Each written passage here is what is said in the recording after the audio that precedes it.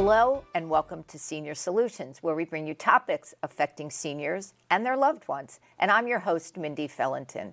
And I'm joined today by Melanie Polk, who is a dietitian nutritionist and the director of the Senior Nutrition Program for Montgomery County. Welcome, Melanie. I'm so glad you're here today. Thank you. Very happy to be here. And I am looking forward to learning all about the nutrition program. So if you would just kind of start out, I guess, give us a little bit of background about how you became interested in that field, and then we can segue into the nutrition program. Okay. Well, I've been a registered dietitian nutritionist for over 30 years. And I've done a number of things in my career, and I've always especially enjoyed working with seniors. And I had the opportunity with the county to take this job about 12 years ago. And I've been working with the Senior Nutrition Program, which is with Health and Human Services. And we have this program, which is actually part of the Older Americans Act, the federal Older Americans Act. And it specifically has two parts. The Senior Nutrition Program is made up of the congregate program and the home delivered meal program. So let me tell you a little bit about that. Okay, the congregate program is kind of like an eating together program, and it gets people, it helps them to age in place. So basically we're talking about giving them the opportunity to get out of the house, make new friends, be with the friends they've already had, learn new things, take part in activities, get some physical activity, and have lunch as well. And the lunch is provided Monday through Friday at about close to 30 sites throughout the county. And they're spread out pretty well through the county also. So it's a big program, and we serve almost 6,000 seniors in the county. So it's a big program. Some sites are bigger than others. We have some sites that are in apartment buildings in the county, but we also have most of our sites in recreation centers and community centers and in senior centers. So how often do they have the programs then? The programs are Monday through Friday all year long. But there's a couple that have meals only Tuesday and Thursday or Wednesday and Friday or whatever, but most of them are Monday through Friday. Okay. And how do the participants find out about the program? Well, a lot of them tell each other about it. A lot of them find out from their church or their synagogue or from their friends or their bridge club or their mahjong club or wherever. And so a lot of it is word of mouth. And is there a cost for the people who are in the program? Actually, the meals are available for a voluntary contribution. So the actual cost of the meal is $5.72. And if you're under the age of 60, you have to pay the full price. But if you are 60 or over, or the spouse of somebody who is 60 or over, the meal is available for a voluntary contribution. Very nice. So is that funded then by federal funds, or is it funded by county? It's a combination primarily of federal funds. We have some state funds, we have some county funds, and we have some money from the donations that help to pay for our meals. And do you oversee then the menus for we have program? A caterer that's in Baltimore actually that does a lot of the counties and provides meals for all those people. So we're talking about a caterer that provides thousands of meals every day for seniors around the state. So we have the caterer who goes and delivers meals to all the different sites. Wow, they've got to be busy. They are very busy. Yes, yes. And then the other program that you offer, the home delivered meals program, or otherwise called Meals on Wheels, is a program that is for people who are very frail. They really can't get out of the house to go to the grocery store. They really can't prepare their own food, and they don't have anybody to help them to get the groceries or to prepare food. It keeps them out of nursing homes. It helps them also to age in place. It's the kind of program that is really godsend to a very desperate population for many people in the county. Basically, they get deliveries of food Monday through Friday. We have volunteers. We have close to 1,000 volunteers. Many of them are retired. Many of them work and do this as part of their job. They go out at lunchtime and they deliver meals to needy people in their area. And very often they establish a relationship with the person who's receiving the meals. And it also gives them an opportunity to knock on the door and make sure that the people are okay. They'll say, how are you doing today? And sometimes if the person is well enough, they'll have a little conversation. They can notice a few things in the house. Sometimes they'll put the food in the refrigerator and they'll see that maybe there are already a dozen containers of milk in the refrigerator. So, the volunteers are a very, very important part of that program because they give the Meals on Wheels recipients the opportunity to have some social contact as well. Yeah. Wow, how beautiful. That's a win-win. So, knowing that there's a volunteer component to this program, what are the qualifications or the vetting, I guess, of volunteers who want to be involved with that? Well, volunteers generally have a love of seniors. They want to give back in the community. They do need to have a criminal background check. They very often are accompanied by somebody else in their car. Somebody drives, somebody gets out of the car and delivers the meal. It's really a love of people and a love of an aspect of life that we call volunteering, which is so important in terms of, doing your own thing and then being able to give back as well. Yeah, it's beautiful. So what are the requirements then to be able to have the food delivered or participate in the other program? Well, the requirements, again, are for the home delivered meals program. These people are very, very frail. The people who are not so frail and can get out and do some things and interact with people go to the congregate sites. So the people who are the home Meals on Wheels recipients, what do they do to become a recipient of that? Well, usually the doctor will recommend it to them, or if they've been in the hospital, they've had surgery, they have to go home and be by themselves. Sometimes a discharge nurse will recommend it. Sometimes a son or a daughter will call me or my office manager and say, I'm concerned about my mother who lives in I live in California, my mother lives in Montgomery County. How can we help her? And so we look to see whether there are other kinds of sources of help that they need as well. Perhaps it's physical therapy, or perhaps it's some sort of adult protective services or something like that. But if they need meals, we will set them up, help them to find the right Meals on Wheels program in the county. So there's no financial requirement?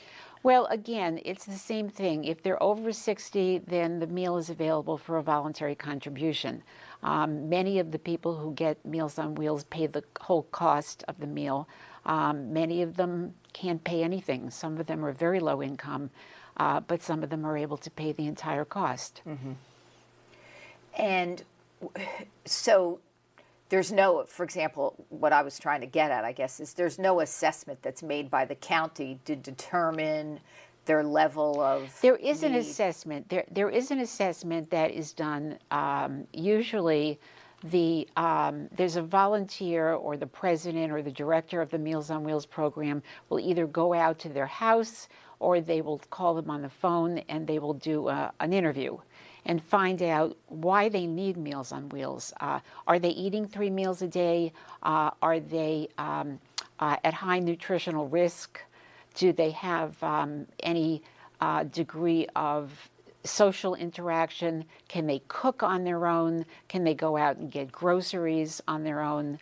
And then they get information like, emergency people and what happens if the volunteer knocks on the door and there's no answer. So we get all this information one way or the other, and then they are prioritized in terms of whether or not they should be getting meals. There are some people who actually have been to the hospital, they've had an operation, they needed Meals on Wheels for a short period of time, and then it's time to go out and let somebody else who needs it more. Okay. Yeah. So the food, for example, or the diet, I suppose, is a better choice of words. The diet, is that the same for everybody, or are there specifics, for example, if somebody is low sodium? Okay. Okay. Actually, it's food and it's a diet, but it's mostly, I refer to it as the menu, because all of the food is the same for everyone, but the food is prepared with no salt, is prepared such that there's very little fat, and the amount of saturated fat is very low. So then it would be appropriate for people with diabetes or people with hypertension or people with heart disease. We don't have very specific diets because, like kidney disease, for example, most of the meals cannot be prepared that way because there are thousands of people who are getting these meals. So the meals are developed with the registered dietitians who participate in the meal development along with the caterer. Okay. So it makes sense that otherwise, if you had to cater to everyone's specific situation. Right. But there's a choice. There's a hot choice and a cold choice. So, you might get chicken parmesan or you might get a tuna fish sandwich. So people get a chance to choose between a hot meal or a cold meal, Monday through Friday. And you were talking about the call that's basically placed to the person. Yes. The high nutrition risk was one of the criteria, I think, that you were talking about, that they ask or assess. What does that mean? Well, that means that they're not eating adequately to be able to maintain good health. Are they eating fruits and vegetables? Are they eating enough fiber? Are they able to cook again? Are they taking a lot of medications that might interfere with their ability to absorb certain nutrients? Are they eating 3 meals a day? Are they eating by themselves? These are all the kinds of things that make us wonder whether or not they are getting what they need in order to age in place. And most of these people really want to do that. Yeah, of course. And the congregate program, it's a similar vetting of people. It's the same food. It's basically the same food. And the people like the idea of being able to pick up a hot meal or a cold meal. They sit at the tables and they join each other and make new friends. And they are pretty vocal about whether or not they like the food. Most of the people like the food, which is nice. Of course, it's not like the home-cooked food. But most of the people are very pleased. I have to say there are some people, this is the only meal that they eat all day. Oh, wow. So, we know that the content nutritionally of the meal is very important and that it's a very, very important important program, not only socially, but also nutritionally. Yeah. Well, we're going to take a short break. And when we come back, I'd like to delve in a little bit more to that aspect of the program. So we're going to take a short break and we'll be right back. Hart, what's going on? I'm leaving. Why? What did I do? Not enough. You constantly ignore me. You barely eat anything healthy. You're half as active as you used to be. The pressure is just too much. I quit. Okay, I get it. I'll do better. Just please, don't leave. Okay. But remember, if I go, you go. Listen to your heart. Don't let it quit on you. Uncontrolled high blood pressure could lead to stroke, heart attack, or death. Get yours to a healthy range before it's too late. Hello and welcome back to Senior Solutions, where we bring you topics affecting seniors and their loved ones. And I'm your host, Mindy Felinton, joined today by Melanie Polk, who is a dietitian, nutritionist, and the director of the Senior Nutrition Program for Montgomery County. And this has just been very informative so far. Thank you so much You're again. very welcome. Let's go back to nutrition, because we all hear and read things, you're waiting in line to check out at the supermarket. Oh, yes. So what are the fact from fiction realities of nutrition? You know, the reality is, and this is really for everyone, but I happen to see more of these advertisings in magazines or newspapers or standing in the grocery store line that focus on seniors. Seniors are worried about getting wrinkles. They're worried about their getting Alzheimer's disease. They're worried about their health in a variety of ways. And so, if they see a caption somewhere, they see something in the drugstore that says, help stop the aging process or whatever, they're going to look at it. Yeah. So we want to make sure that people really know where to go for reliable information.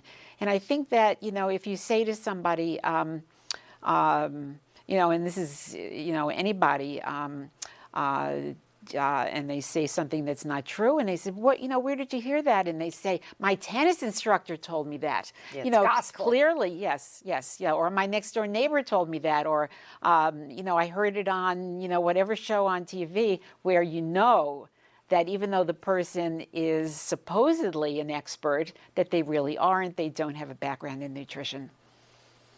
So what is the best source? Well, the best source, if you have a registered dietitian available to you, and I have to say that there is a registered dietitian available in the county. We have a senior nutrition hotline. If anybody's got a pencil and they want to write down the number, it's 240-777-1100. 240-777-1100. And if you call on Wednesday morning between 9 and 11, a registered dietitian happens to answer the phone, and the registered dietitian happens to be me. So what I try to do during that period of time is help people to separate fact from fiction, and they'll say, I heard that if we all stopped eating gluten, we would all be much healthier. And the fact is that there are some people who have celiac disease, where you have to eliminate gluten. And there are some people who seem to be gluten intolerant, and they too will feel better if they don't eat gluten. But in no way will a person lose weight or age less quickly or any of the other things if they eliminate gluten from their diets. So it's not that magic pill. No, there really are. There's nothing magic. There's no magic food. It really is a question of eating a variety of healthy foods. I once had a client that said, "You're going to be so proud of me. I ate broccoli every day this week." Okay, well, he missed the point. The point is variety. Yes, broccoli is wonderful. It has some very important protective nutrients. But the fact is, eat a variety. Get a variety of colors of fruits and vegetables. Eat lots of foods with fiber in them. Hot cereals very often will have fiber added to them. If you're eating meat, eat lean meat. If you're eating dairy products, eat the low-fat or the non-fat products. So there are a whole variety of things to do to get the right information and to get to know the nutrition facts label, which is going to change, by the way. Oh, really? The calories are going to be bigger, and the serving size is going to be bigger. And many people don't realize that when you look at the nutrition facts label, the thing you want to look at first is serving the size. Serving size. Yes, very good. Most of the people that I talk to don't know that. The serving size, because everything else on that nutrition facts label relates to the amount that you're eating. Yeah. Oh, yeah. Well, I learned that a while ago. And 5 pounds up, but those cookies said only 200 calories. Yes. For one half a cookie. That's right. Right. So, I learned that lesson. Okay, great. That was very helpful. So, how does somebody find out about the locations for the congregate meals? Yeah. Well, there are a couple of ways. Sometimes you'll see it in the Senior Beacon, or you'll see it in the newspaper or whatever. But if you hear about the program, or you have an elderly parent that might benefit from getting out of the house and doing something with other people, getting a nutritious meal, and let's say they look on the website of the county, and they'll look up seniors, you'll see the list of congregate sites there. If you call our main number, I'll give you that number now also, which is 240 877-3810. And that's the number for our program, which will tell you where there are senior centers, where lunch is available, where there are senior programs, where these congregate programs exist. Usually we're going to say to you first, what town do you live in? And then we'll give you the information about the closest place. Some of the locations also have transportation. Oh, really? Oh, wow. Not Very all, nice. but many of them do.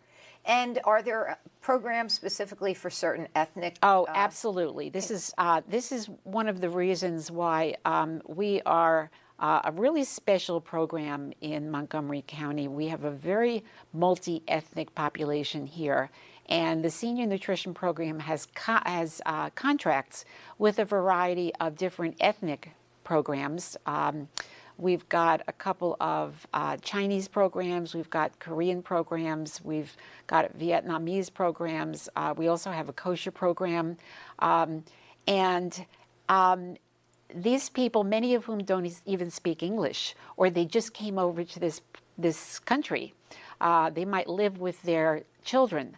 They may only speak their own language at home, or with their friends who also don't speak English. So these are programs where they get their ethnic foods, they get to meet their ethnic friends, and this is quite an advantage to having congregate programs that are multi-ethnic. So then those menus will vary from the other population. They will vary, and that's primarily because the ethnic programs subcontract with a restaurant that serves their particular ethnicity. And do they make reservations that they're coming, or they just No, they show don't up? come. They don't. The restaurants bring the food to the congregate location. Right. So some of them have to call the day before, and some of them call 10 o'clock in the morning. There is a specific menu. I believe some of them have, there's a Monday, Tuesday, Wednesday, Thursday, Friday menu, and they vary 3 times a year. So if people come in and they say they want to have lunch by 10:30 in the morning, the person who's in charge will call the restaurant, and by noon or 12:30, the food will arrive. Wow. What a system. It's a great system. So what are your thoughts about eating out versus cooking at home? Well, a lot of times people who have retired, people who are doing other things, they're focused on hobbies, or in fact, they're even looking for new things to do. They may be more interested in going out. They don't want to cook. But the fact is that if they're cooking, they're much more likely to be eating healthier. Now, many restaurants now have some healthier options. For example, I love the idea that I can go into some restaurants and order half a sandwich, because the sandwiches are so big otherwise. I might take half of it home. Right. But when you cook at home, you know exactly what's going into the food. You know if they're using olive oil or whether you're eating olive oil or butter. You know whether they're taking the fat off the meat in advance. You know where the fish is coming from. You know Farm versus wild. Absolutely. I mean, all of these things, you know what it is that you're preparing. And there is so many resources for easy recipes, not only in cookbooks, but on the internet, in the newspaper sometimes. And again, cook for a few days, put the extra in little containers, put them in the freezer. I recommend labeling them and putting the date on too, because sometimes, you kind of push it in the back and forget about it. But a lot of times, you may be making, let's say, some sort of stewed tomatoes with the tomatoes in your garden, perhaps, and you want to save them to use during the winter. So you stew the tomatoes, put them in a container, label them, date them, put it in the freezer. And speaking of that, how long do you recommend people keep food in the freezer before they eat it or throw it out? It really depends on what the food is. Sometimes when food is in the freezer and you leave it in there for 2 months, 3 months, 4 months, 5 months, something like that, or longer, you'll see that there's some frost on the top. And most of the time, that's fine. But very often what you'll notice is that the flavor just won't be as fresh tasting as it would have been before. One of the questions, Mindy, that I get a lot is, what's better? Frozen vegetables, fresh vegetables, canned vegetables? And some people don't realize, they think that if you don't get fresh vegetables, that you're not getting good nutrition. But the reality is that when farmers grow vegetables and they harvest them with the intention of having them frozen, they are flash frozen. And what that means is that the vegetables are frozen immediately, meaning that they're able to maintain all the nutrients that they have. That's good to So hear. frozen vegetables, when they're on sale, buy a lot. All right. I was doing that last night. That's good to know because, yes, that's the one of the great debates, you know. Yes. So that's really helpful. And what about supplements, vitamin supplements? Well, you know, if you're eating a great diet and you're eating between 5 and 9 servings of fruits and vegetables per day, for example, and, you know, many of us don't do that, then it's not a bad idea to take a senior supplement. And the most important thing to look at, though, is look at the nutrition facts label, and I would look for USP, which stands for United States Pharmacopoeia, where they've actually looked at the product and make sure that what they say is in the pill is actually in the pill. But also... What a concept. Yes, actually. But also that when you look at that nutrition facts label, you see that it's got about 100% of the daily value, or the DV. Because some of them say, you know, super duper age-preventing magical supplement, and they've got, you know, 1,000% of this and 500% of this and that, and that's where you get into mega vitamins, and they can act more as a medication rather than as a nutrition supplement. And I suppose, but certainly you would know the answer to that, that there could be harm in taking too many of these things as well. Oh, definitely. Yeah. Yeah. And then there's also the potential for an interaction with some of those supplements? Well, some of them can interact with medications. For example, blood thinners and vitamin K can interact. Most people who are on blood thinners, and blood thinners are very common in older Americans. So, you know, you got to watch out for that vitamin K. So you have to learn about the vitamin K, and hopefully your doctor or your registered dietitian will give you information about that. Yeah. Well, thank you so much for being here, Melanie. My pleasure. It was really informative. Thank you. And is there another number if somebody wanted to reach out to the major number to call, 240-777-3810. Okay, thank you again. You're welcome. And if you have a topic you'd like to see on Senior Solutions, please feel free to email me at seniorsolutions@mmctv.org. Thank you, and we'll see you next time.